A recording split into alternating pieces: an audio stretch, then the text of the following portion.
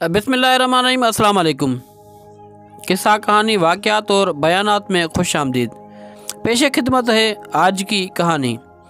दोस्तों, हज़रत खालिद बिन वलीद रज़ियल्लाहु ताला अन्हु ने ईसाइयों के एक किले का मुहासरा किया तो उनका सबसे बूढ़ा पादरी आपके पास आया।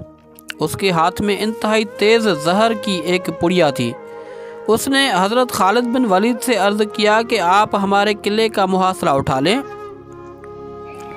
अगर तुमने दूसरे किले फ़तह कर लिए तो इस किले का कब्ज़ा हम बग़ैर लड़ाई के तुमको दे देंगे। हज़रत खालिद रज़ियल्लाहु ताला अन्हु ने फरमाया, नहीं, हम पहले इस किले को फ़तह करेंगे, बाद में किसी दूसरे किले का रुख करेंगे।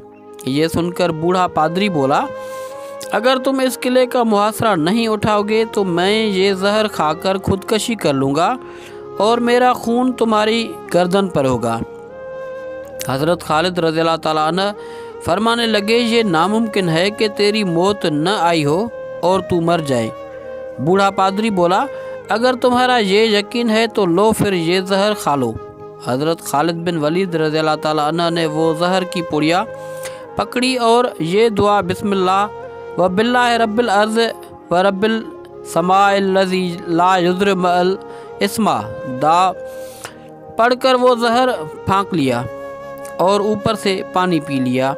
बूढ़े पादरी को मुकम्मल यकीन था कि ये चंद लम्हों में मौत की वादी में पहुंच जाएंगे, मगर वो ये देखकर हैरान रह गया कि चंद मिनट आपके बदन पर पसीना आया, उसके अलावा कुछ भी न हुआ। हज़रत खालिद बिन वलीद रज़ियल्लाहु ताला अन्हु ने पादरी से मुखातिब होकर फरमाया, देखा, अगर मौत न आई हो तो ये जहर कुछ नहीं बिगाड़ता।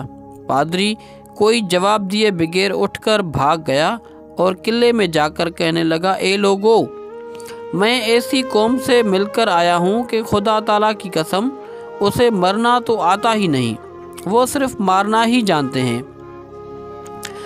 जितना जहर उनके एक आदमी ने खा लिया, अगर उतना पानी में मिलाकर हम तमाम अहले किला खाते तो यकीनन मर जाते, मगर उस आदमी का मरना तो दरे किनार, वो बेहोश भी नहीं हुआ। मेरी मानो तो किला उसके हवाले कर दो और उनसे लड़ाई न करो। चुनाचे वो किला बगैर लड़ाई के सिर्फ हज़रत खालिद बिन वलीद रज़ियल्लाहु ताला अन्हु की कुव्वत ईमानी से फ़तह हो गया।